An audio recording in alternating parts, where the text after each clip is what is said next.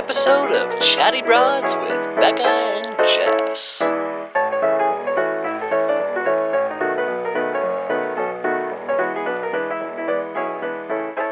Well, broads, I'm here to let you know that this is our final Bachelorette episode because I quit because PJ is gone. Oh my God.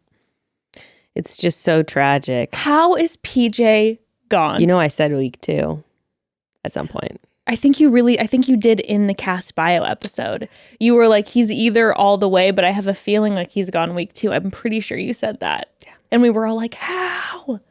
But here we are. Even when the whole musical chair situation went down and Peter was trying to rip the chair from underneath PJ, I went back to rewatch this. The entire crowd was chanting, PJ, PJ, PJ, PJ. I was like, when you see PJ, you can't not chant his name. We saw him the first day on Cast Bio episodes and we started chanting PJ. Oh my God. And now he's gone. Gone too soon. Tragic. Yeah. I'm really upset about it. Do you think that if we have him on the podcast that we can potentially like get him to come be like, do you think he could have a spot in Paradise if we really try to blow him up? I think that this is the Broad Squad is powerful. We have seen the work that you all can do.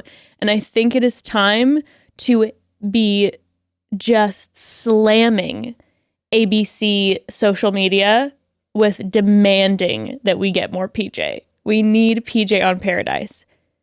Yeah.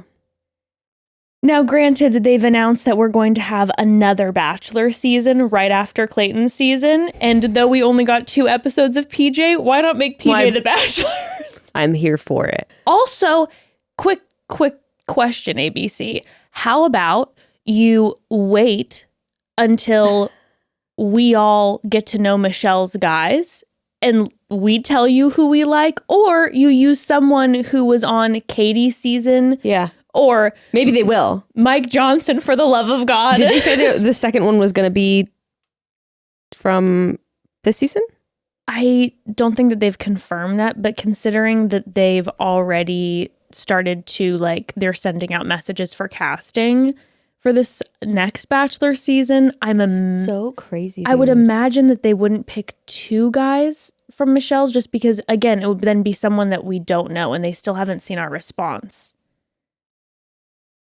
Unless they're not going to announce it until maybe they're going to announce it at after the final rose, maybe, or on Michelle's season. I feel like, I don't know. I feel like obviously they're going to give us, even though we haven't seen Clayton at all in the first 2 episodes. Yeah. Obviously we're going to get to know him and they're going to give him the massive Bachelor edit because they already know he's the Bachelor. Yeah.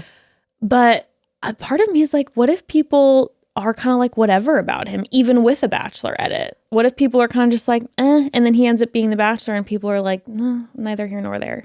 I think maybe she will pick Nayte and I think maybe Joe will be the Bachelor. I think Joe might be the runner-up.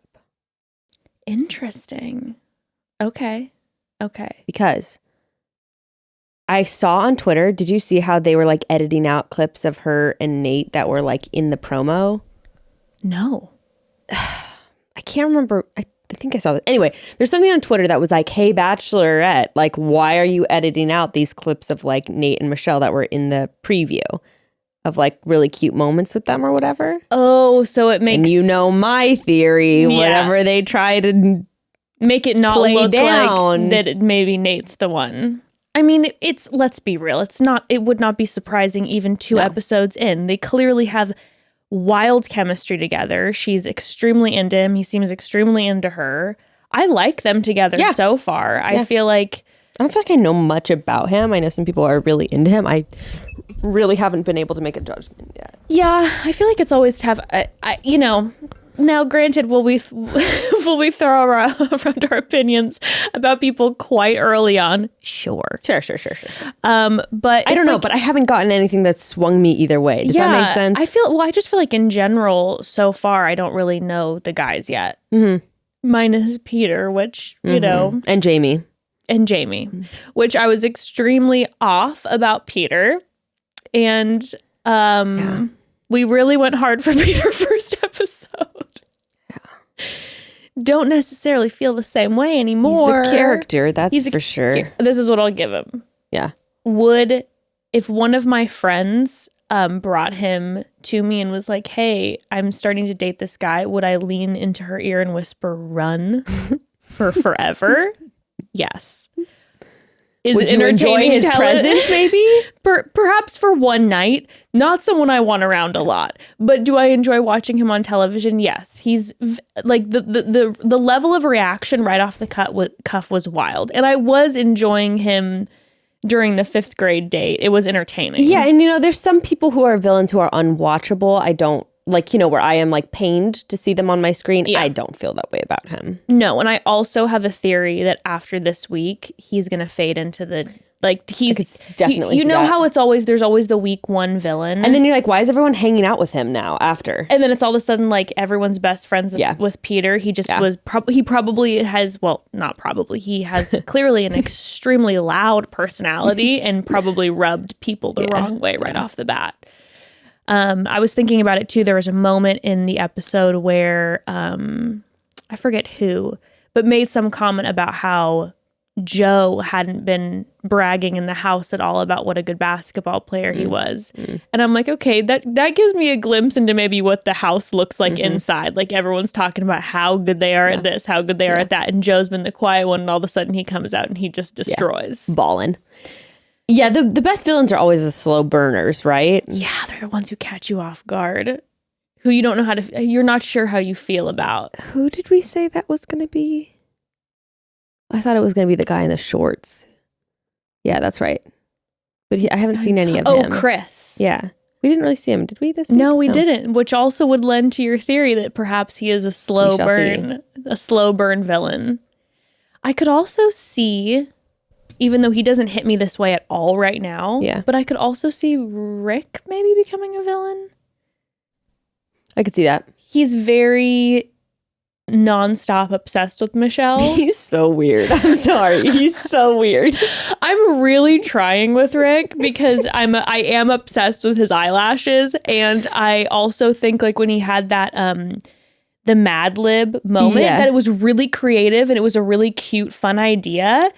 And if it would have been a different guy, I would have been like, that was great. But the energy is just, and I can't put my finger on it. It's just a little much. Yeah. And he doesn't seem overbearing, but there's something that's much about it. And I don't know, I'm not sure what it is. I don't know either. Again, referencing if a friend brought him to me and I hung out with him, I'd be like, if he left and she'd be like, what did you think? I couldn't say anything bad, but I also would be like, I'm not sure. I don't know. Are you happy? I'm happy you're happy. That's great. That's great. Am I going to ask to hang out again in a couple, a double date situation? Probably not. Yeah. Probably not.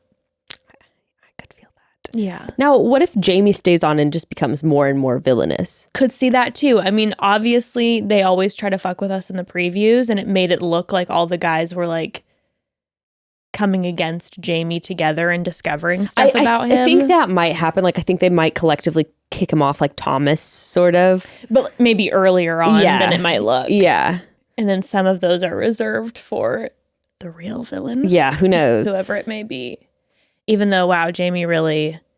He really outdid himself, didn't he? He really outdid himself. I wish I had a lying calculator on like the side of the screen, like it was a football game, letting me know how many times he lied, because I went back to rewatch it. My internet was glitching, so I had to keep going back to rewatch it, and I would be like, oh, I missed that lie. There was another lie. I missed that lie. And then the lying just continued to get really intense. Yeah, it wasn't cool. After Michelle addressed the men and he was going from guy to guy, like blatantly lying about the fact that he didn't have part in it. Oh my, that was just, I don't know, like why not? We're going to get into that. We're going to get into that because I just don't get it. But so who do we really need to talk about today? We definitely are going to talk about Jamie. We have to talk about Jamie. I think the one definitely thing, talk about Joe. One thing before we dive into this season, we Yeah. do have to address the fact that Yeah, I wasn't sure if we were going to talk about it on this episode or next episode. Yeah, our manifested couple is no more. Katie and Blake broke up. I feel a little responsible if anyone is having heartache? I do a little bit because we did manifest it. Are you, and I say that with absolutely no ill intent at all. Were you shocked, or did you sort of feel like, oh? I was surprised that I didn't feel shocked. Yes. That's how I felt. I was very sad because I like them both a lot. And heartbreak sucks. Yeah. And it felt like, especially that last episode that we saw where they declared their love to each other, it was so beautiful. And you're like, oh my God, this feels so wonderful. I wasn't shocked, and I think it was because, not that I'm saying this can't work, because it works for plenty of people.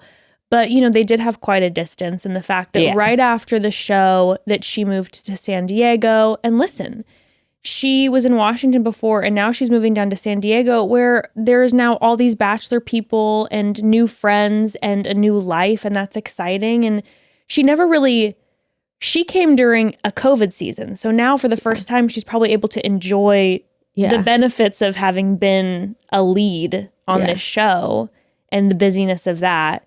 And then he went straight to Africa for a month. I would imagine, communication's tough. Yeah, that's what Gray said. Gray was like, I feel like this is just one of those things where they hadn't really considered the logistics. Yeah. And it's probably just too much for both of them to commit right now. And they're both really into what's going on in their own lives. Yeah. It just doesn't make sense. I wouldn't be surprised if they got back together. Maybe in like a year, all of a sudden, maybe. they're reunited and get back together. But I think,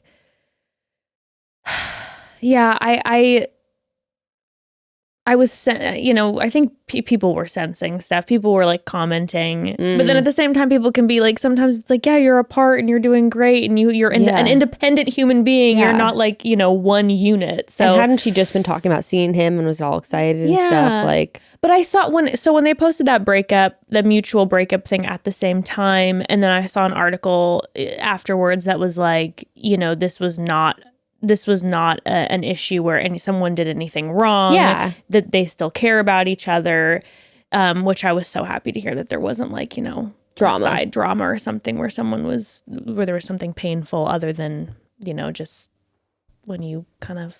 Doesn't work. It just doesn't work. Yeah. Kind of a Joe and Kendall situation. Totally. That's exactly what Gray said. Yeah. They weren't together very long, though. I know. When did her season wrap? Like 2 months ago? No. A month ago? No. Oh, no, we had Bachelor in Paradise. Oh, my God. I don't even know. Their season probably finished filming a while ago. Yeah. March or April, maybe. Something like that. They didn't last too long, though. Yeah.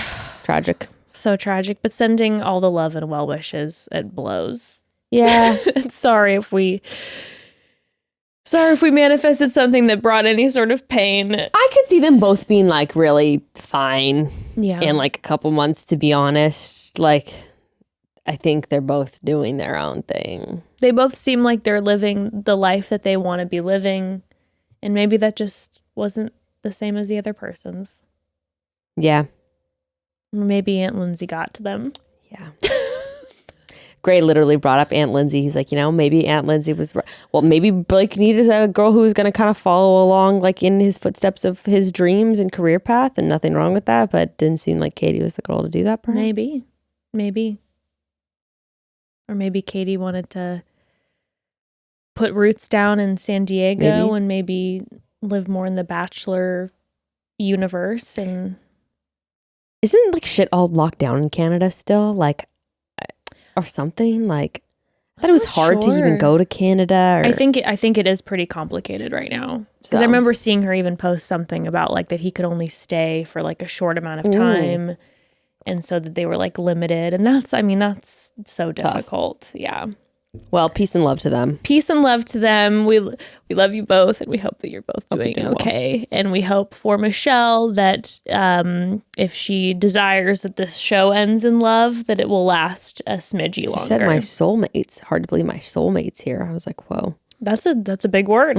That's a big word. That's a big word. Well, before we dive into this Michelle drama, broads, the holidays are creeping upon us, and we all know that means a lot of holiday shipping and postage. You want to send your loved ones gifts, of course, but let's also talk about broads with small businesses. The holiday season means your biz may be very busy, and the last thing you need to stress about is making post office runs or the shockingly high cost of shipping. But don't you worry, Stamps.com is here to save the day, week, month, year, all of it. When you use Stamps.com, you can do everything you need right from your home computer. You can print shipping labels, you can compare rates, and you can even schedule pickups right from your door. If you're a small business gearing up for the holiday season, I cannot even imagine how much time Stamps.com is about to save you. And Stamps.com even integrates with the most popular online marketplaces like Etsy and Shopify and sends your customers automated tracking emails. But you don't need to have a business to get plenty of use out of Stamps.com. I'm not going to lie, one of the biggest ways I use my account is for sending back online shopping returns. God bless Stamps.com. But also, now that it's almost Christmas, sending out gifts for friends and family is about to get a whole lot easier and cheaper. Start shipping and saving with Stamps.com today. There's no risk, and with our promo code CHATTY, you get a special offer that includes a 4-week trial plus free postage and a digital shipping scale. No long-term commitments or contracts, and you'll be up and running in minutes. Just go to Stamps.com, click on the mic at the top of the homepage and type in CHATTY. Stamps.com, promo code CHATTY. Stamps.com, e-commerce shipping for less, a lot less. So finding time for yourself can be tough, especially if you've got a to-do list a mile long, a house to clean, kids to entertain, pets to feed. Oh, and the holidays are coming up too. Yeah, I think we can all relate to the idea of ourselves slowly slipping to the bottom of the list when it comes to self-care. But deep down, we all know that's not the way it should be, right? You've got to make finding time for yourself and having time to, escape be a priority. And now Dipsea can help. Dipsea is an audio app full of short, sexy stories designed to turn the world off and you on. And when you need a break from the world, you can just pop on your headphones, sort through the expansive Dipsea library. You're going to find immersive stories that almost feel like you're right there. It's like audio erotica, and the production quality is incredible. Fantastic. You're a part of the action. There's stories from hooking up with your hometown crush to making a move on that coworker you've always had a thing for. There's something for everyone in the Dipsea library. They have lots of different inclusive stories. And they're adding new content each week. So there's always more to explore, and you'll never run out of things to listen to. And be sure to check out everything else that Dipsea has to offer, like the wellness sessions, sensual bedtime stories, and soundscapes, which are so relaxing. A great way to wind down. When I fall asleep to a Dipsea soundscape, I always fall asleep faster, I sleep longer, I wake up feeling more well-rested. And when I listen to one of those sensual bedtime stories before bed, well, we'll just say it's great and leave it at that.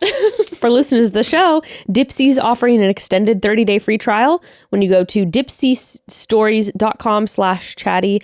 That's like dip in the sea, DIPSEA, stories.com/chatty.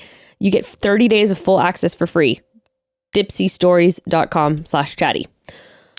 Okay. What we have to talk about? We have to talk about Jamie, obviously. We got to talk about Jamie. We have to talk about Joe. Got to talk about Joe. We have to talk about Peter. Peter and Will. Those are the main ones. I would, there's also a part of me that would like to address the 5th grade date episode. Please. I just want to send a shout out to those child actors. I was living for their moment. This was their Disney moment. They were so good. The little girl's facial expressions, like when Peter said he was an entrepreneur and she was all... These kids were killing it. Give them roles. Usually this is, with Peace and Love, not the case for the child actors. And they really They hit it really out of the did. park. I was fully, I believed them. They sold the role. I believed that they were tiny scientists, like them in their lab coats. I was like, yes, this all makes sense to me. The storyboard lines up. Yes. It makes sense. They were fantastic. And, you know, they were hard on the men, and I appreciated that. Yes, I did too. I loved watching a room full of grown men be vastly intimidated by children. I want to know, what was your thoughts on Will calling out Peter? Because I have to say, Gray and I were like, I thought it was shitty. right? I'm sorry. I totally thought it was shitty. I'm Now, like, you were Peter's getting- reaction was out of fucking control. Like, out of control. But I would have been mad too. Right. It's like, why are you trying to make me look like an idiot in front of everyone? In front of the children? In front of the children. My God. And like trying to embarrass him in front of Michelle. I'm like, that's very unnecessary. And especially like he was saying, he was like, you've known me for 2 days, right? It's not like he knows this guy really well. And then also, Michelle doesn't know him. Yes. So when that's your first impression from someone from the group, that you're like, oh, so the group thinks that Peter's a narcissist. Right. And also, yes, Peter was being obnoxious, but it's a group date. You got to stand out, live your best life. Peter knows how this works. So Peter knows. don't hate the player, hate the game. Peter knows that he's here for a few reasons. One of them is to potentially find love. Yeah. One of them is potentially be the next Bachelor. And one of them is to promote his damn pizza shop. He, as he said, is an entrepreneur. He is making sure that he uses the screen time that he has to generate business. Yes. Right? Yes. And I didn't like, until Peter exploded later, full explosion in the episode. Yeah. He really wasn't. Everyone was posting about how annoying he was on the group date. I didn't find him to be that I didn't annoying. think it was crazy. He was making me laugh. It was very Aaron energy where I'm like, yes, He's being the class clown. being the class clown. You're a character. You're a lot. But when he was trying to whisper to Michelle the whole time, I was dying laughing. Yeah, And I the mean- girl, shh, It's just no talking in class. like, that's the group date energy, right? And then to me, Yes. Will just came off as jealous. Yes. But yeah. It was very out of left field too. It was like, yes, we saw Casey talking about how what did he call Peter? An insecure supernova or something like that. And so yeah, the guys are bothered by him. Yeah. You know, he probably walks around the house strutting around talking about how accomplished he is. Yeah, sure. And that's annoying to live with. Yeah. But also too, he said, Peter said, I consider myself an alpha presence. So put me in the ground and like go away. Like that's, if you ever say to me that you consider yourself an alpha presence, I'm out forever. Yeah. So I'm like, I get the energy of why everyone's annoyed. Yeah. Peter's obnoxious. But it was like, I mean, I didn't feel like it was that bad. And honestly, let's be real. They were trying to make fun of him for not getting the answers right. I would have failed that entire thing. Yeah. I literally said, I don't remember how to do multiplication, like, and how to carry I don't You know why? remember how to do that. Because we have these. I know, They're called phones. I don't need to know how to do math. Jess, it's getting crazy though, where I'll be I know, it's adding bad. up just double digit numbers and I'll be like 37 plus 22. Okay, I'm just gonna do it on my phone. Yeah, no, I can't. Like basic math is impossible for me. It was already hard for me growing up, and now I just Just give it about 7 years and you're gonna have to bring those skills back in for helping Ember with her homework. Good luck. No, I thought you were giving me like an ominous like Armageddon, No. like there will be no more. Until I was there's like, no oh my more God. I phones. was like, what prophecy are you throwing out right now? Until Ember's in 8th grade and you gotta help her with her pre-algebra. That's going to be a real life lesson for me, a real humbling lesson. But all of this, I would have been terrible at. Like, I'm not a great speller. Yeah. I'm like, I used to be when I was young. I used to crush the spelling bee. Again, I don't remember anything anymore. Don't know how to spell because autocorrect. Yeah. Don't know how to do math because phone calculator. And, you know, I'm also really not great at following directions for recipes. So my thing wouldn't have exploded either. Yeah. What about musical chairs? Becca, musical chairs is my childhood trauma. As soon as I see people playing musical chairs, I am like covered from top to bottom in chills. I'm having, it is like, extremely stressful. horrific flashbacks of knowing that I'll be the first out because I was never willing to really put in any sort of aggressive tactics. I'm shocked they didn't play that in Squid Games, but maybe it's not a Korean game. That would have been a really good one for Squid Right. Games. But I hadn't Squid heard of Game. half the Squid Games. I think it's Squid Game. Okay, Squid But Game. I keep saying Squid Games. Yeah. Yeah, But- I didn't know half those games anyway, because I guess Korean childhood Yeah. games versus American ones. Yeah. Musical chairs would have been a wild one. And it's really intense. It's a very intense game, and people always Very got hurt, intense. and I was always nervous because I was delicate. Yeah, and of course then people are like, someone will get on the chair and someone else will come and body slam into them, push them off the chair and like Yeah. sit on it. It was like, what did we have? We had musical chairs, we had dodgeball, all these things where kids were just bleeding. Yeah.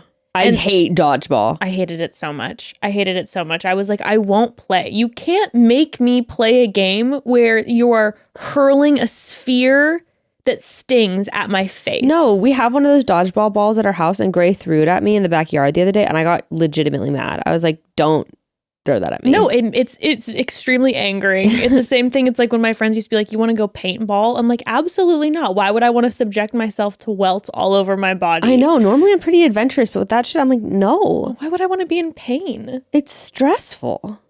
It's not fun. No. But the musical chairs to me is the same energy. And so as soon as they were like, we're playing musical chairs, I'm just having flashbacks of just like, second grade and our teacher being like, PTSD. we're playing musical chairs for fun today. And I'm just like,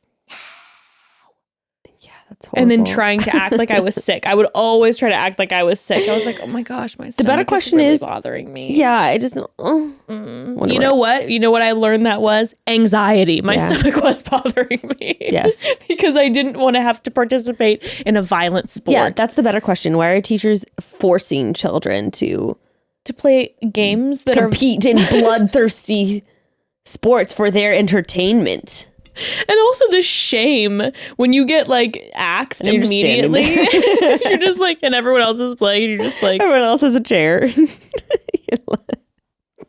it's like getting picked last. Yeah. Whenever you had to break up off into teams, and I'm like, I know I'm gonna get picked last when there's something athletic. Did you ever play the game? Like, you went to Hume, right?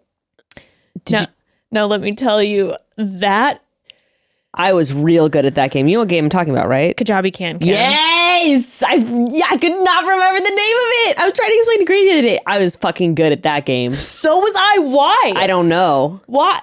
So this is a game, you guys, where everyone had to stand and talk about a tangent. It would start with like 12 people, and you would all be connected. Oh, even more at Hume. Remember, it would I be guess like so. 25. Yeah, at I the guess you top. start really big. Yeah. But you would have like little rope, like hand ropes, like a foot long that you all would be holding. So you'd be in a circle. And then there Yes. would be a trash can in the middle. And you would have to all run in a circle and try to sort of like whip your Slam. opponent, or like, try to get one person to get in to touch the trash can. And if you touch the trash can, you were out. And then the circle got get smaller smaller and smaller until till eventually just Two Yeah. of you, and you're trying to slam your opponent Pull them into the trash can on like gravelly dirt. Christian camp. Yeah, that shit was fun. It was really fun though. I don't know why, for some reason, that one I could do. I could do that one too. I was okay in high school, and then I went back to Hume 1 year as a leader, and they had the special leader. Oh, and I remember you at crushed? nighttime. At nighttime, they'd have the right. and all the kids would be so hyped because it's like your leaders get to play. Yeah. And I won. Oh, fuck yeah. And everyone threw me on their backs, and I was like the coolest leader. Oh, and I was fuck like, yeah. I'm like, finally, like high school didn't go so well for me in general, but this was my moment. My shining glory. That's sick. I still have all the photos from it when I was like, they're carrying me around on their backs, and I had my pigtails and I had knee socks on, and I was just like, felt really good. Camp was fun. Camp was fun. Kajabi can.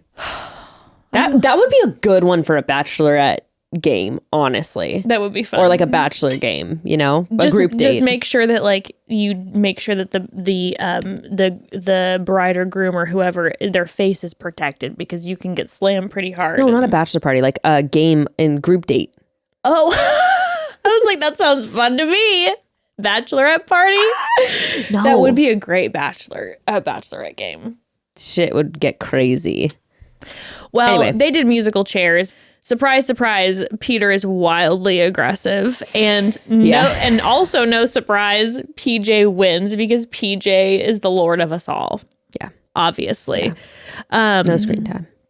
No screen time at all. And then there's the night for that date. There's basically then the night date where Peter just goes fucking batshit crazy. Absolutely crazy. And this is after the moment where he gets really mad about Will calling him a narcissist.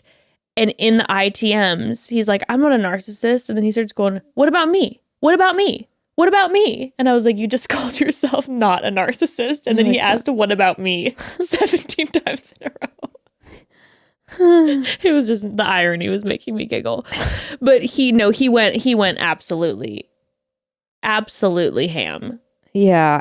And I knew in that moment when like Michelle confronted him that I was like, they're not going to send Peter home this week, even though she wants to. Of course not. This is going to be the drama. And like I said, though, I think that it'll go away in the next episode and he'll just kind of fade into the background and she won't have a connection He'll just be like with a floater. him.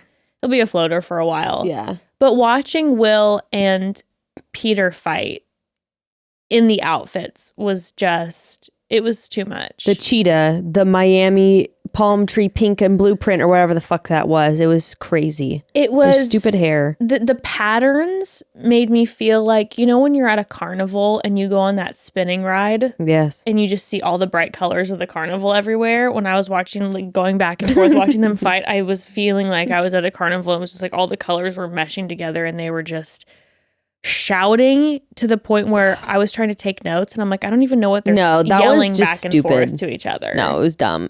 Peter, I don't like Will either though. I don't care for Will either. It wasn't one of those things where it's like Peter pulled him aside, went off, right. And then you're like, well, right. Will responded well. It was like, no, Will unnecessarily instigated this whole thing.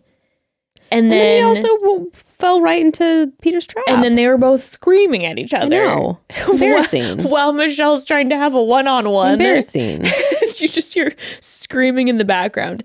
Now, and this is one of the many things that I just love about Michelle, which I feel like most bachelorettes would have done that she didn't. I love that while they were screaming, she didn't get involved. Yeah. I was obsessed that she didn't go, give me 1 second and walk up. She just let them literally scream in the background and then afterwards was like, so, what was all the shouting about? Yeah, and that was cool because she didn't let them waste her time. Yeah, that's a good point. Nope, that's a really good point. She just kept going on with the dates while you literally could hear the screaming in the background. And then what she said to Peter, I felt like was, what she said to him later was like 10 out of 10. Oh, yeah. And for him to be like, oh, well, it's not in my character. I'm like, yeah, okay. Yeah. This is, again, day 2 of knowing you and you're already doing this and this is out of your character? Sure, big guy. Exactly. And her being like, and how he said, it was upsetting to me that was like one of the first impressions that you got. Understandable. Sure. And then she's like, listen, I wasn't in your position, so I can't claim to know how that felt. Yeah. But what I did see is how angry I can get you very quickly. And that's worrisome in a future relationship that you go off that 0 to 100. Yeah. It's like, this is frightening. I'm going to tiptoe back from you, not engage with you at all anymore, have to keep you around because the producers are making me, but you and I, we're done. Yeah. I thought she was ending it with him when she said, why don't you go and take a minute? I was like, oh, shit, it's done. No, they were like, keep him. She was like, oh my God. We need him. By the way, this is why I really hate Peter's because Peter is responsible for PJ leaving, in my opinion. That's the way I see it. That's on you, Peter. That's on you, Peter. That's on you, Peter. We were, it could have been love. We were coming to bat for you for the first week for some strange reason because you entertained us. I was surprised he went home though, for real. Sorry to linger on the PJ stuff, but I thought that she liked him. I saw their little like one-on-one time. And they were doing the cornhole. Yeah. And he seemed charming. He seemed like a nice guy. When we saw little glimpses of him when he was talking with Jamie, where he gave Jamie for almost a moment an opportunity to say that he was the one who did it. And PJ just seems like calm and just like a warm blanket and beautiful. Evan the entire time he was watching it with me, and I swear to you, I had to keep stopping and be like, I can't concentrate because Evan was like so not able to pay attention because he's like, there are so many good looking guys on this cast. Every time someone would come up, like PJ, Nayte, Mollique, Evan would literally would just not stop talking about like how he's like, I had this group of men is the most handsome. I can't, oh my God, this guy is so, and I'm like, hey, I know you're having your moment I here. appreciate that you're observing the beauty, but I can't take notes because you won't stop talking to yourself about how attractive PJ is. Okay. Look, there is so many attractive men and yet so many duds at the same time. I feel like I'm distraught because I feel like this might be one of the best looking casts we've seen, and yet I'm not really vibing with anyone. But I also feel like half of the guys have gotten zero screen time. Yeah, like we haven't seen Leroy talk at all. We haven't seen Illumide talk at all.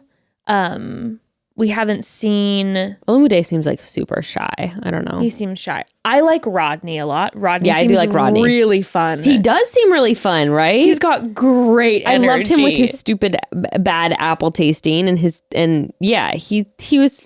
great. I think he'll be great on Paradise. He'll be fantastic on Paradise. When he had the apple moment with her and he so confidently got every answer wrong, and he was so confident with his Granny Smith, the most sour apple in the world, and he's like, red delicious. But like, do you eat apples, my guy? But he said it so confident.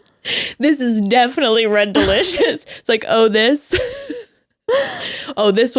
one definitely a Granny Smith. And the pizza, like, he's like, is that lasagna? You're just like, did you not observe the crust?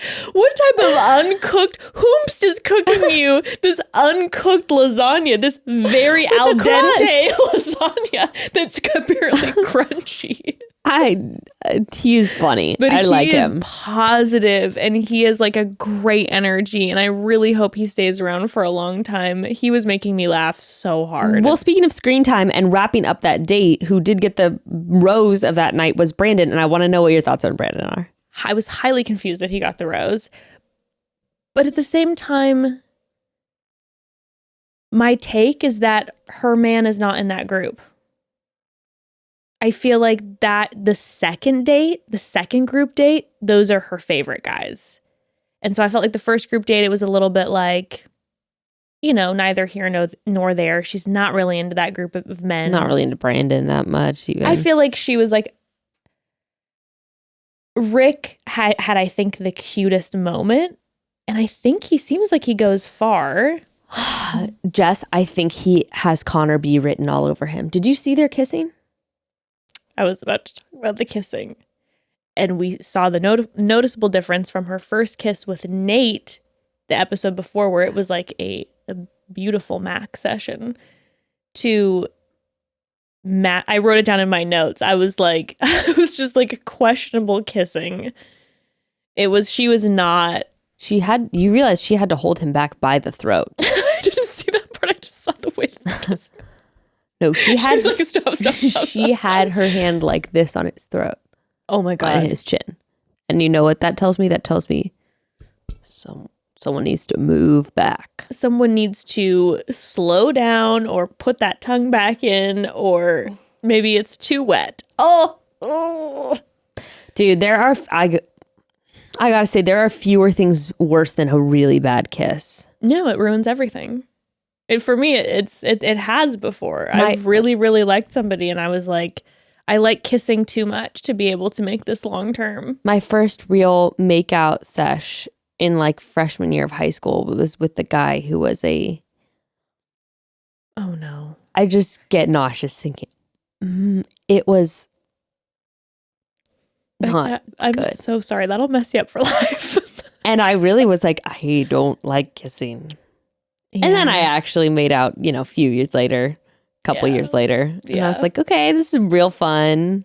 my first serious boyfriend, I'd kissed a few people before him, but my first serious boyfriend was like an okay kisser. And I remember being kind of like, kissing's fine. Yeah. I like it because he smells so nice. So I like being that close to him, but like I could just cuddle with him. And then I started dating Evan right afterwards. And I do have to say, I've kissed men, and Evan it's top tier level kissing. I remember kissing him, and I remember seeing stars and thinking I was gonna pass out, and I was like, oh my God. And then I'm like, I love kissing. And then the next guy I started kissing, I was like, this is terrible, and you have a sharp tongue. See, this is really the secret, and I'm sure this is what it is like. You like shouted in pain.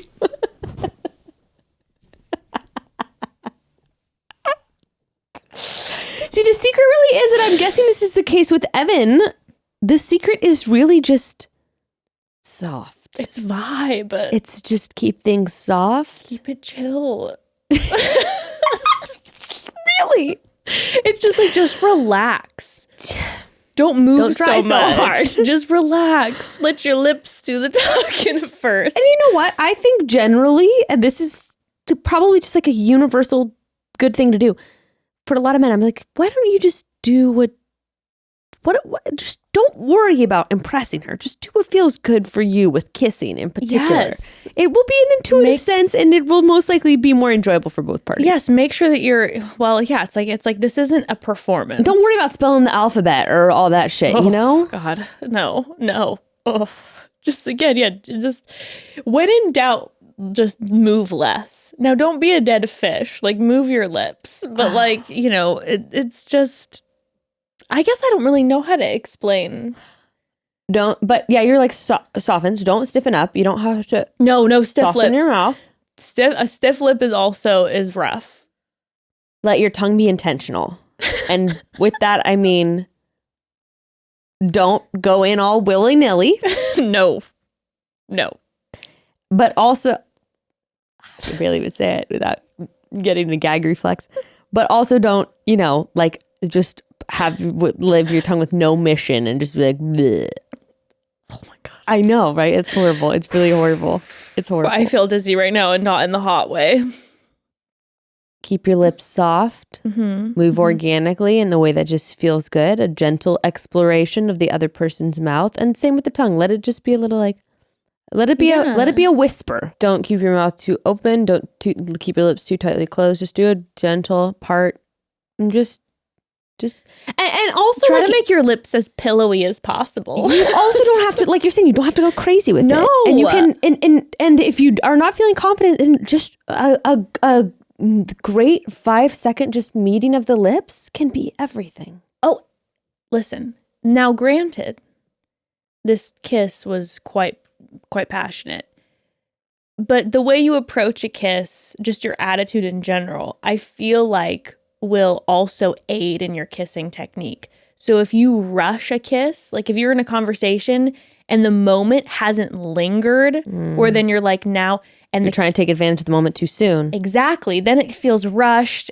Then your whole energy is rushed in general. You're shoving your tongue in too quickly. You're just not in the moment. You're not caught up in the feeling with the person, and it's not like, oof. And I feel like the person who just was a king of this that I noted was Nayte. So right before... I thought she liked kissing Joe the most, though, didn't she? Definitely seemed great. But what I liked about Nayte is that... Pure technique basis. Well, pure technique. Right before Nayte was Martin. And Martin basically... I don't even remember who that is. Martin is the one with the bleached hair and the glass. He wears glasses. Okay. He's cute. Okay. But he was like... He basically used hey, I'm going to try to dance with you and spin to like force a kiss, which I hate. And it was like, they weren't, you could tell by her face, they weren't having this not organic. No, they weren't having a moment, and he forced a kiss. Right? And better to wait too long, right? And that's what happened. So with Nayte, her and Nayte were having this conversation, and all of a sudden they're just staring at each other in silence, and the chemistry's building, and she leans in, and he then kind of goes, and he then keeps the conversation going, and she's just like, Ari, like she is, the anticipation is just building. And I'm like, oh my God, is he not even going to kiss her? But their chemistry is just getting more and more palpable. And you can tell she wants to be kissed. And then he finally kissed her. And then they're kissing up against the building. And it's like, and then it's this like passionate, organic moment. I was taking notes. I was like, this is something to watch. It's like, I love when someone holds off, when I think they're going to kiss me and they let the tension continue to build. Because one of the best parts about a kiss is the tension beforehand. Mm-hmm. You know? Mm-hmm. Yeah. That feeling in your stomach, you're like, oh my God, are we going to kiss? Are we going to kiss? Hold on to that feeling for a minute. Give it a beat. I think it really requires a lot of good intuition, just in general. I think It does. I think Should we write a book called Intuitive Kissing? yes, people need that. We should do a series. For A whole sure. podcast, an entire, not even an episode, an entire new podcast called Intuitive Kissing. Sounds great. We just bring people in and have them kiss in front of us, and then we can just judge. Suss out the vibe. I feel like you can pick up on somebody. We could also like rate movie kisses and that kind of thing. That's actually really fun. It's kind of a good idea. We could do it. Let's do an episode of that. Let's do an episode about kissing. That's a great idea. You know who I think was the best kisser I ever kissed, though? Ari. He has that reputation. The kissing bandit. You know that a masterful kisser. You know you're a masterful kisser when everyone talks about that you're the best kisser. It's not just like, oh, I had great chemistry with him. It's like, no, everyone was like he was an incredible kisser. That's why he was making out with everyone on the season. Of course. He was just blessing everyone with his kissing technique. I mean, that's really just makes a great bachelor, right? Yeah. Yeah. I would love to, I know on shows like Love Island, they'll have sometimes a game where they blindfold everyone, and then like guy by guy goes by and kisses, or girl kisses everyone who's blindfolded, and then everyone rates the kiss, and then the best, like, I would love to like have a panel of people with it, like being blindfolded, and rate my kissing technique. Yeah, what a dream. I would love to know blindly, like a whole bunch of people who I just had the most kissing chemistry with, whose kiss I liked the best, and then to look at them and interact with them and be like, you know, Yes. and be like shocked by And it just or be like, something. you're the person who I had the most chemistry with, especially Right. when like, yeah, and you just kind of like can smell the person, and then you're kissing them, and then all of a sudden you're completely shook by who it is that you're the most into. Just, I would like that. I also wouldn't like that. I'd be like, oh, I might be disgusted with myself. You know, you never know. You never know. anywho, we were talking about Brandon initially. I don't know if Ari's the best kisser ever, but you know what it is with Ari? As an adult, there have not been very many men. There have not been very many men who I have kissed without the option to have sex with. So, do you see what I'm saying? Yes. So there was about 6 weeks of on a regular basis Yes. making out with someone, and that's all you get with them. Interesting. That's a very different scenario. That is a very different scenario. Whereas if you're an adult and you're dating someone you would like to have consensual sex, you can be having a fantastic makeout session that's only going to last 45 seconds, you know, whatever, versus 12 minutes because you're in front of a camera crew. I really try to let the kissing linger for a while. Yeah. You know, I like to build up. It's Yeah, also definitely. probably my past of my Christian past, where it was like all I could do for a long time was kiss people. Exactly. Or at least that's all I was allowed to do. Or that's all you did. Mm-hmm. So then I'm like, oh my gosh, like gotta let this build a little bit, honey. Mm-hmm. Mm-hmm. Time is short though. Life moves fast. Life moves fast. Get it in. Life moves fast. Speed it up. Life moves fast. Get it in. I like that. Okay, so anyway, that's that date. Whatever. Brandon gets the rose. I was surprised. I'll say I was surprised that Brandon got it, but I think in the context of the group, she likes him the most. And I also think, though, was I cringing just so hard through his conversation with her? Yes, but I will say I did appreciate, and I would also appreciate this if I was Michelle, when she called him out, which was incredible, amazing, that he didn't get flustered or defensive, that he right away was laughing and then making fun of himself. I appreciated that a lot. It's true. He did have a quick turnaround. Very quick. Which I was a little bit surprised about. Me too. It was like he said it and she made fun of him and not even a beat between him then mocking himself. Yeah. And I was like, okay. I like that. Yeah. I appreciate that. Yeah. I like when someone doesn't take themselves too seriously. Yeah. Speaking of taking themselves too seriously, you want to take a quick sponsor break and then dive into our favorite guy of the season? Yeah, let's dive into that. But before, brats, in recent years, we've all been learning and discovering more, especially conversations about overall health and the best ways to make sure your insides are happy and taken care of. I'm learning more and more that there's a huge focus on your microbiome. If you've got a healthy microbiome, your mental and physical health will be operating at their best too. But keeping your microbiome healthy can be hard for anyone, especially if you have type 2 diabetes. And for people that do have type 2 diabetes, exercise and a healthy diet alone are sometimes just not enough, and your body needs a little bit of a boost to get your gut in check. So it can really help to manage your body's blood glucose levels, and Pendulum Glucose Control is the first and only probiotic designed to manage blood glucose levels and help your body maintain a healthy microbiome. There's nothing like Pendulum on the market yet, so if you've struggled for a while with managing your blood glucose levels, feeling like you've done everything right, but you haven't shown any real progress, Pendulum can be the answer you're looking for. My Nana has type 2 diabetes, and we actually just had a really great conversation about Pendulum, so I'm excited. Take control of your glucose levels today and try Pendulum. Pendulum Glucose Control for 90 days. If you're not satisfied with your levels after 90 days, you'll get your money back. So visit Pendulum Life to find out more and use promo code Chatty for 20% off your first bottle. That's PENDULUMLIFE, pendulumlife.com, promo code Chatty. And yeah, you can try it for 90 days. Money back guarantee if you don't like it. So give it a shot. Broads, my leggings are working overtime lately. Sure, they're meant for working out. But I was going to say, workout queen? Well, maybe that's what they're meant for. But working out then turns into, oh, shoot, I have to hop on this Zoom call and then, oh, let me go meet my friend for lunch and then wait, it's time to get my daughter from school and then maybe I end up sleeping in them. You know, you get the idea. Fast forward a few hours and my leggings have lived an entire day with me all the way to the end of the night when I'm on the couch watching the reality TV reruns. So I need a pair that is not only functional, but cute and can work for whatever I need them for, which is why I pretty much only wear Girlfriend Collective. Okay, hands down, Girlfriend Collective does make some of the best activewear on the market. It's sustainable, it's ethically made, it's for everyone. And let's talk about sizing. Girlfriend Collective is for everybody every day, which is why all of their clothing comes in a range of sizes from extra, extra small to 6XL. They're also functional, so we're talking squat proof, equipped with pockets, different levels of support for whatever kind of day you have planned, and a variety of styles depending on what you like best for your body. Seriously, broads, out of all the activewear I've tried, Girlfriend Collective is by far my favorite. It's lasted the longest.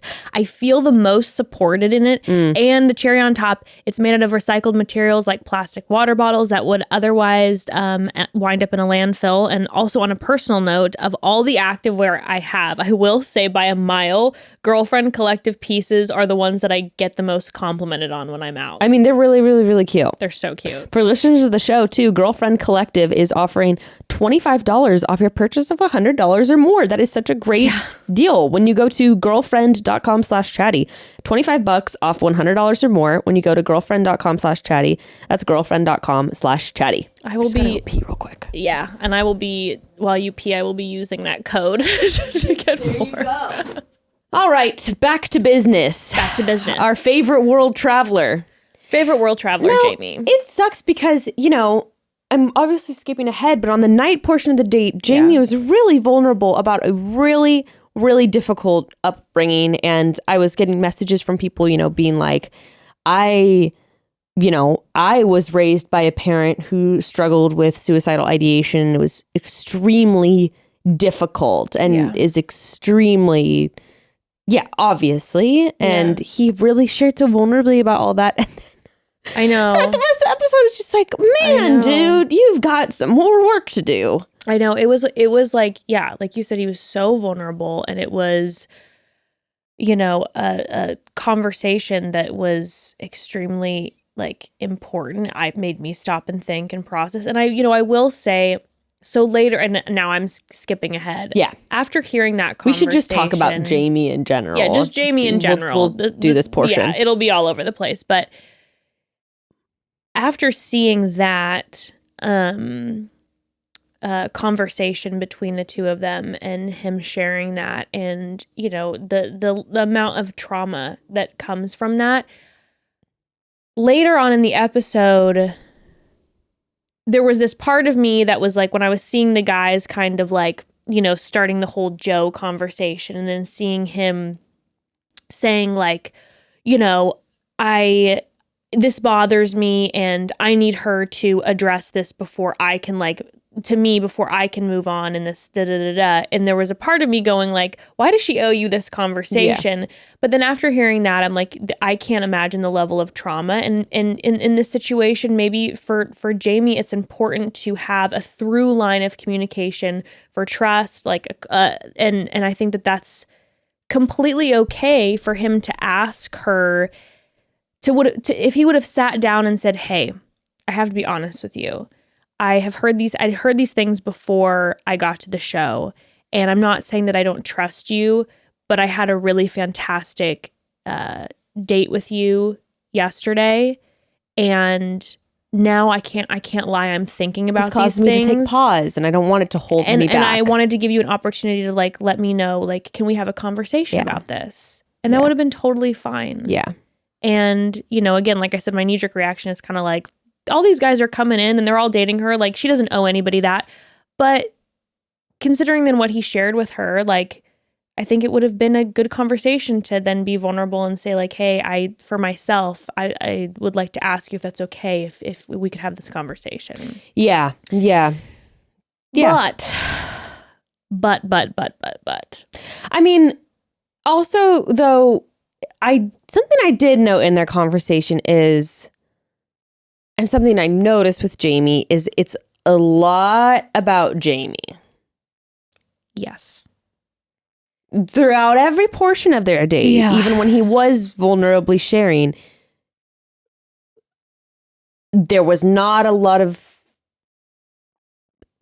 from what I saw, not a lot of interest in what does Michelle what does Michelle need? It was sort of, and he said this before the one-on-one which we were clowning on him, or I was, watching it. Oh, no, because he was sort of like, and his attitude followed through where it was like, what does Michelle have to offer me? Right. Which, okay, on one hand, I don't have a problem with, right? This is boundaries where it's like, hey, I'm coming on the show, but it's not just, this is my life too. But it was then the follow-up of like, can she keep up with my wild life? I traveled to third world countries, and I was like, what? Yeah. Where?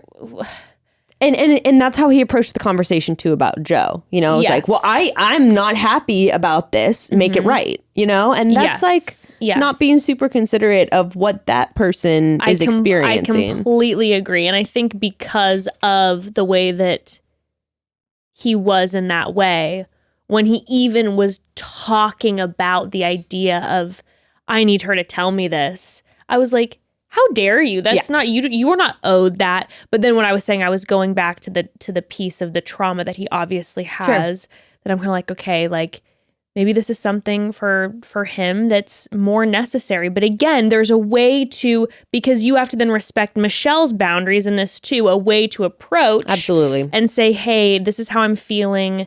I've shared before and I'm processing this, and I'd love to have a conversation about this if you're comfortable. But instead, it was very accusatory. I mean, it was completely accusatory and then packed to the top with lies, like to the brim. I couldn't even, like, I couldn't quite keep up with even how swiftly the tides were changing. So it goes from the guys like Martin and Spencer had kind of mentioned that the guys were putting 2 and 2 together. It's like they're from the same town. Yeah. They were the same year, both college basketball. We all saw that date. So there's something we're kind of putting together. They might have known each other beforehand. But that's kind of where it is. And then when Spencer and Martin and Mollique were standing there together and then Jamie walked up, their conversation was very much not charged at all. It was kind of like, and then even Spencer immediately was like, it doesn't matter here nor there. Now this is our time to shine and get to know her and da-da-da-da-da. And Jamie was the one, obviously, then who said, this bothers me.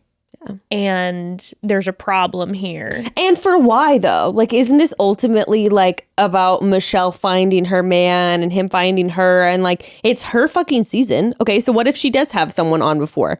This isn't about this. That's the thing. So Evan and I were arguing about this when we were watching it because, like, just like a small piece of it. We had the same feelings for the most part, but he was a little more like, I'd like to know if I'm going into this and someone has like knows someone really well. He's like, just not because it would like bother me, but just that I know that we have a through line of communication. He's like, what if all of a sudden I'm in the top 4 and I find out this guy has known her the whole time? I just kind of feel a little bit like, what else don't I know in this situation? I do agree with that. I do think I would have a hard time trusting the lead if they were purposely omitting that they had a prior relationship. I would be like, what's that about? I don't think there's anything wrong with some of the guys being like, I wish that this would have been a group conversation. But at the same time, too, I'm kind of like, isn't that Joe's responsibility to share that when he's in the house with the guys every single day? Why isn't Joe saying anything? Why aren't they coming for Joe? Yeah. True. Yeah. And so Evan was saying, like, I'd like to know, which I completely get, just because again, if I got later on in the show, I'd feel a little bit like, is there something else? I don't know. I feel a little bit thrown off. But I was also like, but everyone knows that they're all coming in and that there's going to be the premise of the show is a group of guys trying to get into a relationship with the same person.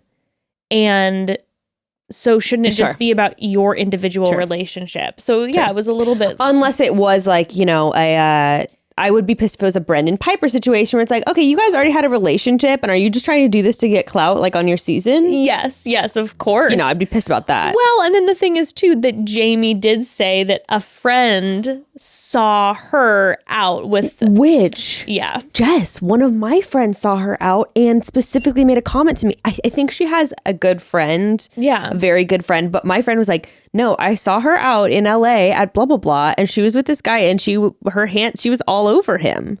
Really? And this was months ago, like right before filming of the season. And my friend actually went through her Instagram and like found that he was like a friend of hers. Mm-hmm. And she was like, okay, they've probably just been close for a really long time. So it is kind of like, I don't think he was just making that up out of nowhere. And I can understand where he just unfortunately made a lot of assumptions and jumped to big conclusions. Yes. And no, I don't think that he was making it up. Now my thing was like, it's interesting to me. And again, if you had a friend that you were about to go on this show and your friend goes, you're going on for her? Yeah, Michelle. I think she's already with somebody. Yeah. Okay, I get then you'd have a concern. Why did you not? Why did this not come up earlier? And then I get the timing of everything, but then when Martin said to Jamie, because it came out of nowhere, when Martin said to Jamie, so did you just remember this now? Because we've been having a conversation for the past hour. And Jamie goes, yeah, I just thought of it now. I'm like, impossible. Yeah. That lie number one, truly impossible that you would be sitting around with a group of the guys theorizing about Joe. Unless you really were putting 2 and 2 together where you really were like, wait, is this the dude that my friend saw her out with? Yeah, but I'm just saying, I don't feel like that seems crazy. I just feel like, wouldn't that come up in conversation before when you're talking about like her knowing someone previously? That it'd be like, well, it's kind of crazy too, because I'd even heard that she... Maybe, but I didn't think of it until he brought it up. even though my friend had told me months ago about, granted it would have been a longer period of time, but I didn't think about it until he brought it up. And then I was like, wait a second, Mo saw her out with this guy. Okay. So I'll give him the benefit of the doubt on that. I will. Okay. I will. And then it did have me thinking, I was like, was this way more with Joe than we thought it was? It did actually have me for a second. But I think you make a great point in that. Why didn't he bring it up to Joe? That's the whole thing with Jamie is I feel like he has this energy, like he's like, I don't care what people think, and then he's hiding it the whole time. He's like, I don't care if they have a problem with it, and then he's not telling any of the guys that it was him. I'm like, no, someone who truly doesn't care would be like, I told her. Well, yeah, and I think that if it was yes, and I don't understand. I mean, now he's just backtracking, and he thinks it doesn't make him look good. But I think that if you really thought that, and we're like, dude, no, we were all thinking that maybe she had talked to him. Mm-hmm. And I had heard this, so yeah, I brought it up to her. Mm-hmm. Why not own that? It's odd, very weird. No idea. There's definitely some questionable. He just has given off from the beginning, I have to say, like this kind of misogynistic energy. Mm-hmm. Mm-hmm. And I saw that, I feel like, really come out in the way he handled things with her. Yes. Well, then... So he's telling the guys that he's, I have a problem. I have a problem with this. I have a problem with this. I have a problem with this.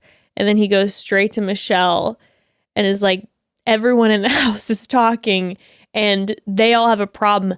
I don't have a problem. That's insane. What was before this doesn't matter to me. And I'm like, oh. So manipulative. I mean, just not manipulative and blatant lying.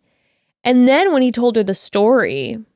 It just would have been so different if, like you said, he just came up and was like, I think he had a valid concern. It could have been so easy. I think it could have been a valid concern to be like, we've been chatting. I don't know. I really don't want to like throw accusations around, but it just seems like you're really familiar with Joe. And I did also hear this rumor. And could you just, this may be hard to hear, but could you just squash it? Yeah, I really like you a lot. We had a really great connection. Yeah. And now I'm thinking about this and it's not an accusation, but I feel I'd like to just have open communication with you. I mean, like, and I also want to make sure I'm protecting like my heart, yeah. And I've been really vulnerable with you, and I want to make sure that there's not some plan that you're coming into with. And this Michelle has made it clear, not only by her words but also by her actions, even just 2 episodes into this, how much she values communication. I do not think for a split second that if Jamie would have said that she would have been like, excuse me, like, how dare you ask me that? Like, I would imagine that she'd be, of course it's hard to hear because you're like, oh, who else is thinking about this in the house? But like, if he came to her, but instead he made her think that the entire house was against her and thinking that she's being dishonest and all of this. And she walks away spiraling, obviously. Oh my God, yeah. Oh, that'd be a horrible feeling. Oh, the feeling of just being sick to your stomach, like it's the feeling of everyone's talking about me and I didn't know. And then when she then like stood in front of all the guys and like broke down everything and was like really transparent and told everyone what was going on. And then the fact too that, and then it was all I right away was like, oh, it's not Joe that Jamie's friend saw, because when Joe walked up, Michelle looked at him and goes, you look familiar to me. Totally. And then it hit her later. And I'm like, Michelle's not going to lie and do this whole bullshit. Like, she literally saw him and was like, you look really familiar. I know you and I can't quite place it. So obviously it wasn't this like relationship. And we were wrong in that she was like, it was literally 2 messages. It was 2 messages. It was nothing. And then I'm going to be honest with you. It did change a little bit of the dynamic of how I felt with the Joe conversation from the episode before. Absolutely. I'm like, if after 2 messages, someone didn't respond, that's why I honestly thought it was kind of funny about that they were using the term ghosting and actually having a serious conversation about it. Yeah. The reason that I had the impression that I had is because I was like, dude, the way that she's approaching it makes it seem like this was actually a really big thing. Yeah. And she was hurt by it. And right. maybe we were just misinterpreting that. And then I was like, why is he pretending? But then 2 messages? It's still is strange to me that then like he gets on her season and then he doesn't right away make this clear with her and say like, hey, sorry I didn't follow up and here's the reason why and blah, blah, blah, Not blah, to blah. the gravity that I thought it was at though. But no. I thought they had been, I pictured them chatting back and forth for a couple weeks. Me too. I pictured like months of just like maybe not ever meeting up, but chatting. Yeah. You know, a call every once in a while and then all of a sudden he went dark. But it's just like, okay. That was not the case at all. So 2 messages, like, you know, okay. It gave a very different impression though. Yeah. Didn't it? Night 1? I had a completely different impression of it. As did I. Obviously. But also I can imagine her being really thrown off. That he was there. That someone walked in and she's like, wait a second, I know you. And so then that of course would cause some... And then you would also be like, okay, if you weren't into me then why are you into me now? Yeah, and is it just because I'm the Bachelorette? Right. Did you know I was going to be the... Like, you'd have so many questions. Yeah. Anyway. But then when she stood in front of them and was like willing to have a vulnerable conversation, was like... And then People said, always assume when I'm with a black guy, yeah. I mean... Yeah, that was then her having this vulnerable conversation about her being a woman of color and then if she'd be out with a white guy versus a black man and was so vulnerable and then offered that they could just ask her whatever question that they have, silence, and then she's going, you know, considering confusing. Yeah, considering what a big deal this was amongst you guys, in her head, why aren't you guys asking me any questions? Dead silence. Can you imagine how rattled you'd be? Yeah, I'd be very confused. Very confused. I was so angry for her because I'm like, she went on this whole this emotional journey. That's obviously why he wasn't owning it, is because he lied saying that. Blatant lying. Yeah. And then from that goes to the conversation with all the guys where the guys are going, who said it, who said it, who said it?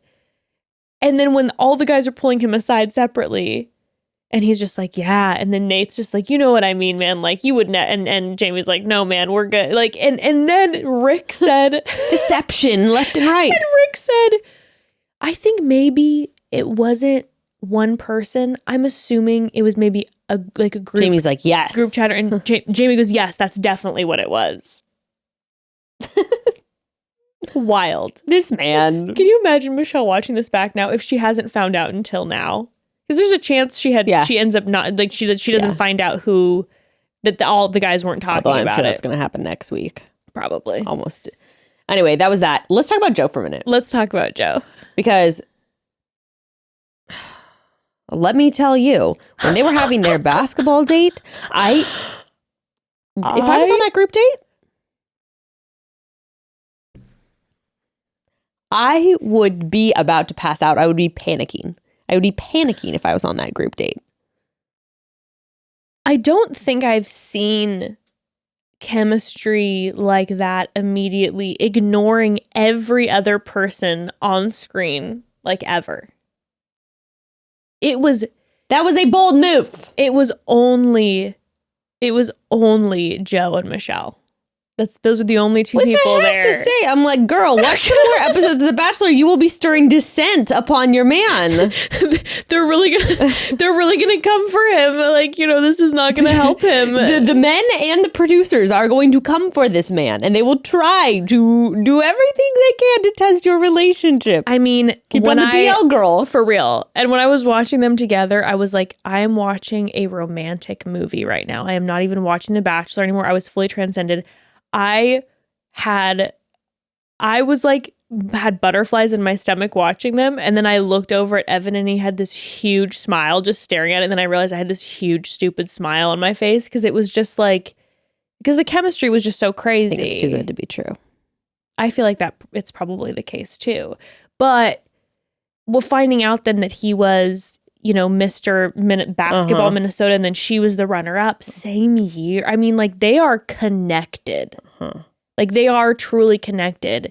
And if you have chemistry with someone too, that's a connection that's going to be hard to break. And on a show like that, where there's people from all over the country and whatever, and you guys are like have this, like, they could just chat it up probably about people they both know and like yada, yada, yada. Oh, yeah, they know So many people. And then when Joe had, lost his coach at the beginning Oh, of that, yeah. which was so sad.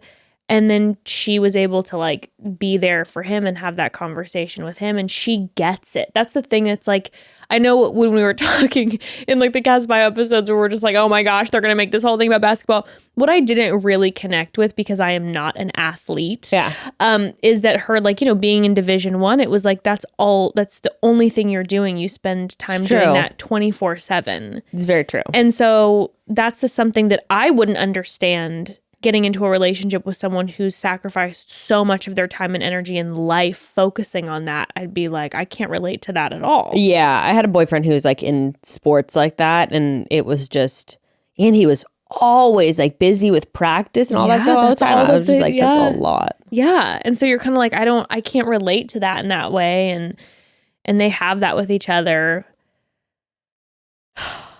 The chemistry's intense. Too much. It's and also, just a side note, why were they all so good? Yeah, I know, they were all good.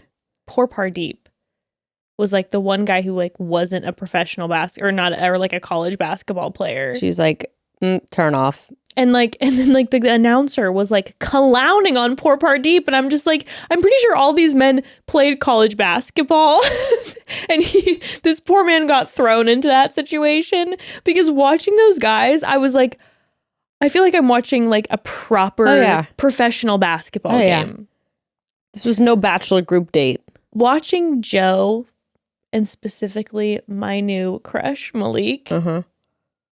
When they were playing together. Love Mollique, which we didn't talk about, how he had some truth bombs in the conversation with Jamie. We have not seen a lot of Mollique. I am obsessed with him. He is so attractive. His style is unbelievable. I did give him best dressed, in my opinion, for the first episode. But the suit, his initial on the pocket square, like his quote. And yes, and then what he said in the conversation with Jamie. And I love the way he handled it with Jamie too, because what I love about Mollique, give us more Mollique, is that what he said to Jamie was exactly what he said in the ITM. He wasn't like, yeah, no, I hear you. He shut it down. And then in the ITM, he was like, this is ridiculous. Yes, 100%. He was straightforward. He told him exactly what he thought. Oh, man, I saw a tweet with his quotes, and it was just so good. But anyway, he was just like really saying some truth bombs. He was basically like, he said something to the effect of like, oh, is that what you're hearing, or is that what you're thinking and feeling? Yes. And he was like, I was like, okay, I need my man to hold me accountable like that. Like, Mollique. Oh my God. I believe though Mollique is one of the like academic advisors. So then, really? Yeah. He's involved in academia. All right. Yeah, you're right. Can you imagine that if he was at your school? Yeah. Okay. No, I have to go to his bio to look at him. Yes, he's the academic. That's right. Because we were like, he has bleached tips, so he's trying to be cool, like in with the young crowd. And well, I'm like, it seems like he is cool. But I was like, yeah, now that he's on the screen, I'm like, he is not trying to be cool. This man oozes cool. Yeah. And he is. He has an 8-year-old son. He does? He's one of your son. He was the one where I didn't like his bio though, because he was a domesticated Renaissance man raised by a woman who is looking for a woman of quality with morals, who is selfless, patient, and well-mannered, which I didn't like, but he does seem to have be someone who is very self-controlled and seems to have all those qualities himself. Yes. So I will give him that. I am a big fan. A big fan. And like I was saying, when him and Joe were on the same team together, watching them playing off of each other, playing basketball, and their talents. Yeah. It was very attractive. Yeah. Very attractive. Oh my gosh, he's so cute. Oh my gosh. Okay, sorry. I know, I started following him on Instagram. He's so cute. Look at him and his son at the pumpkin patch. And look at his hair and his fit. Mollique is always killing it. Oh my gosh. He's so cute. Okay, anyway. Now that PJ's gone, I will now be chanting Mollique's name. Yeah. Anyway. But yeah, I mean, then the two of them, it's their chemistry, Joe and Michelle's chemistry is clear. Nayte definitely thought he was getting that group date rose. Psych! And she gave that to Joe. Well, and he said in his time with her, he was like, I don't know if anyone else, classic line. I don't know if anyone else's relationship is as strong as ours. And I was like, well, but after he got the that. rose, Nayte was like, I'm not worried. Now the other guys, like Martin was like, I'm a little concerned about Joe. He's like, this man is good looking. We saw him on the court. We saw the connection that they have. I'm feeling a little, what did Martin say? He said something like, I'm not super insecure about like myself, but I'm insecure about this Joe situation. Yeah. And I was like, understandably so. Totally. I would also be. I would be too. I would be quaking. I'd be like, is there any point in me trying to get to know her? I might as well just try to connect with the guys and hope for paradise because there's something intense going on between the two of them. But so we get oh, just a quick note. We end up, who do we lose? PJ.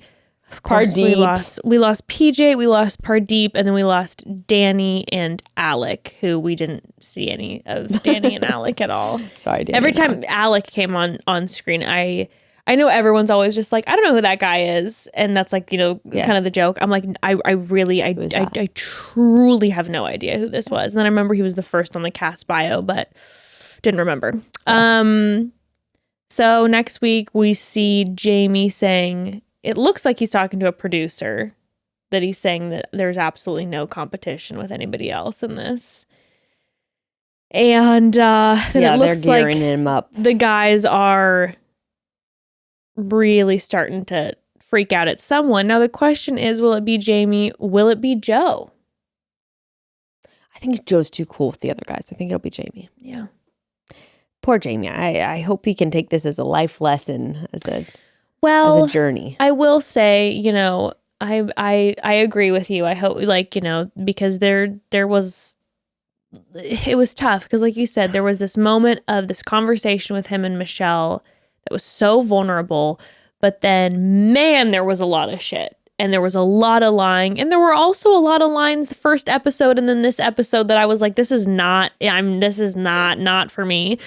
But then he went on Instagram and he posted, and it doesn't necessarily feel like I'll just say this. The post that he made was not like, I regret lying. I think he did. He said, wait. Did you find it? On his story? Yeah. My heart feels so full in stories of what you've been through.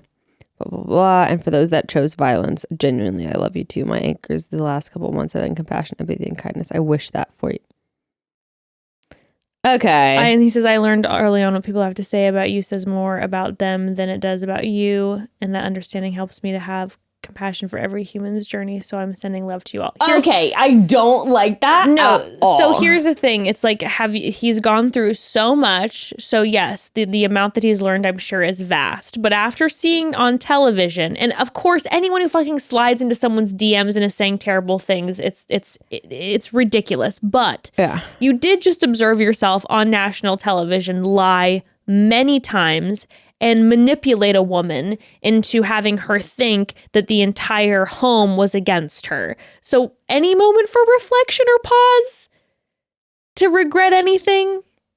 Unless what we saw was the most Frankenbit edited thing ever, and I don't think so. I know, not even a sentence of like, I still have work to do in my journey or whatever the fuck. Nothing. No, just like, I have compassion for all you peasants who are not as enlightened as I am. Exactly. Fuck that. Nothing. So that was then where I was like, okay, I'm waiting to see what he's going to say here. Nothing. Not at all. So there's that. All right. Peace and love, Jamie. Peace and love, Jamie.